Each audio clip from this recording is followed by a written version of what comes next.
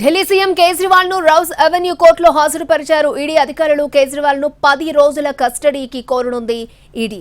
కేజ్రీవాల్ కు court judicial custody విధిస్తుందా లేక ED కస్టడీకి అనుమతినిస్తుందా అన్నది ఉత్కంఠ కలిగిస్తోంది.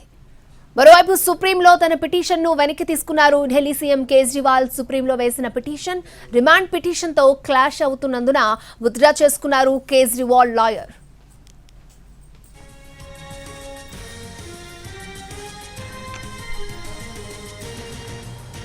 ఢిల్లీ సీఎం కేజ్రీవాల్ ను రౌస్ అవెన్యూ కోర్టులో హాజరుపరిచారు. ఈడీ అధికారులు కేజ్రీవాల్ ను 10 రోజుల కస్టడీకి కోరనుంది ఈడీ.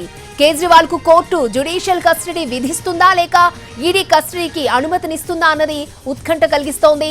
మరోవైపు సుప్రీంలో తన పిటిషన్ ను వెనక్కి తీసుకున్నారు ఢిల్లీ సీఎం కేజ్రీవాల్. సుప్రీంలో వేసిన పిటిషన్ రిమాండ్ పిటిషన్ తో క్లాష్ అవుతున్నందున విత్డ్రా చేసుకున్నారు కేజ్రీవాల్ లాయర్.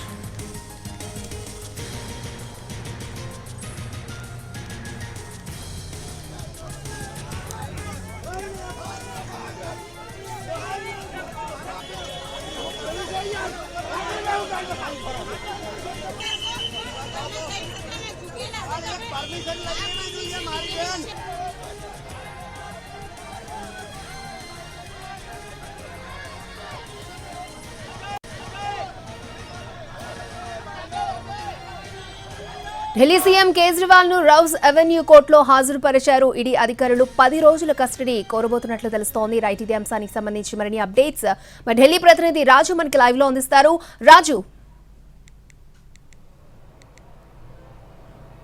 అక్షయ, నిన్న సాయంత్రం ఢిల్లీ లిక్కర్ స్కామ్ లో ఢిల్లీ ముఖ్యమంత్రి కేజ్రీవాల్ ను ఈడీ అధికారులు అరెస్ట్ చేశారు. అయితే రాత్రే కేజ్రీవాల్ నివాసం నుంచి ఈడీ కార్యాలయానికి కేజ్రీవాల్ ను తరలించారు. సో ఆ తర్వాత ఇప్పుడు అంటే కొద్దిసేపటి క్రితమే రౌస్ అవెన్యూ కోర్టులోకి కేజ్రీవాల్ను తీసుకొచ్చారు. ఏదైతే జడ్జి కావేరి బవేజా ముందు కేజ్రీవాల్ను ప్రవేశపెడుతున్నారు. ఏదైతే ఇప్పటి వరకు ఢిల్లీ లిక్కర్ కేసులో స్కామ్కు సంబంధించినటువంటి వ్యవహారంలో ఎవరిని అరెస్ట్ చేసినా సరే ఈ కోర్టులోనే ప్రవేశపెడతారు. ఎందుకంటే మొత్తం లిక్కర్ కేసుకు సంబంధించినటువంటి వ్యవహారాన్ని స్పెషల్ సిబిఐ కోర్టుగా ఇక్కడ ఉన్నటువంటి ధర్మాసనమే విచారణ జరుగుతుంది. అందులో భాగంగానే ఇప్పుడు కావేరి బవేజా ముందు కేజ్రీవాల్ను ప్రొడ్యూస్ చేశారు. అదే సమయంలో ఈడీ దాదాపు అంటే 10 రోజుల కస్టడీ కోరుతున్నట్టుగా తెలుస్తుంది. ఎందుకంటే ఇప్పటి వరకు ఢిల్లీ లిక్కర్ కేసుకు సంబంధించినటువంటి వ్యవహారాల్లో కేజ్రీవాల్ని ఈడీ ఏనాడు కూడా ప్రశ్నించలేదు. నిన్న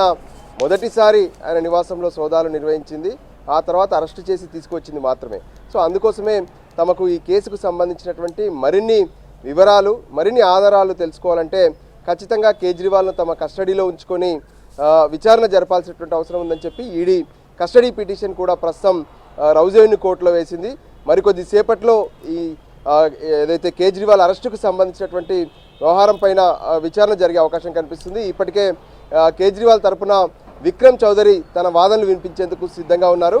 మరోపక్క ఈడీ తరపున జోసన్ హుస్సేన్ ఎవరైతే ఉన్నారో ఆయన ప్రత్యేకంగా జోహెబ్ హుస్సేన్ సిద్ధంగా ఉన్నారు. ఈడీ తరపున కూడా తమ వాదనలు, ఎందుకు కేజ్రీవాల్ను అరెస్ట్ చేశారు, కేజ్రీవాల్కు లిక్కర్ కేసుకు ఉన్నటువంటి సంబంధాలు ఏంటి, ఈ అంశాలపైన ప్రత్యేకంగా ఒక కస్టడీ ఏదైతే అరెస్ట్ చేసేటటువంటి సమయంలో వాళ్ళు తీసుకున్నటువంటి ఒక రిపోర్ట్ను కూడా ప్రత్యేకంగా కోర్టు ముందు పెట్టే అవకాశం కనిపిస్తుంది. మొత్తానికి కస్టడీకి ఇస్తే తిరిగి ఈడీ కార్యాలయానికి తీసుకొచ్చి ఏదైతే అనుమతి ఇచ్చిన రోజుల పాటు కేజ్రీవాల్ను ప్రత్యేకంగా విచారణ జరిపే అవకాశం కనిపిస్తుంది. ఇదే సమయంలో ప్రస్తుతం ఈడీ కార్యాలయంలో అంటే ఈడీ కస్టడీలో కవిత కూడా ఉన్నారు. సో ఈ లిక్కర్ కేసులోనే కవిత కూడా అరెస్ట్ అయ్యారు కాబట్టి ఇద్దరిని కలిపి విచారించే అవకాశాలు కూడా ఖచ్చితంగా కనిపిస్తున్నాయి. అక్షయ. రాజు, మరోవైపు సుప్రీంలో కూడా తన పిటిషన్ ని వెనక్కి తీసుకున్నారు కదా, దానికి సంబంధించిన అప్డేట్.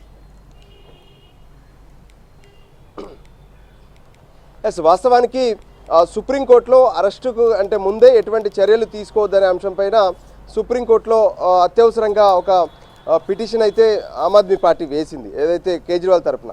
కానీ అదే సమయంలో అక్కడ అరెస్టుకు సంబంధించినటువంటి వ్యవహారాలు జరుగుతుండగా వాళ్ళను ఈరోజు ప్రత్యేకంగా రౌస్ అవెన్యూ కోర్టులో ప్రొడ్యూస్ కూడా చేయాల్సి ఉంది. ఈ సమయంలో సుప్రీంకోర్టులో కనుక కేసు విచారణ కొనసాగితే అక్కడ తేలేంత వరకు ఒకవేళ ఈడీ అధికారులు కనుక రౌస్ అవెన్యూ కోర్టుకు తీసుకురాకపోతే అది మరింత ఇబ్బందికరంగా ఉంటుందనే ఆలోచనతో అక్కడ ఎటువంటి క్వాష్ జరగకుండా అటు ఏదైతే కేజ్రీవాల్ తరపున వేసినటువంటి పిటిషన్ ను వెనక్కి తీసుకున్నారు. అక్షయ. ఓకే రాజు.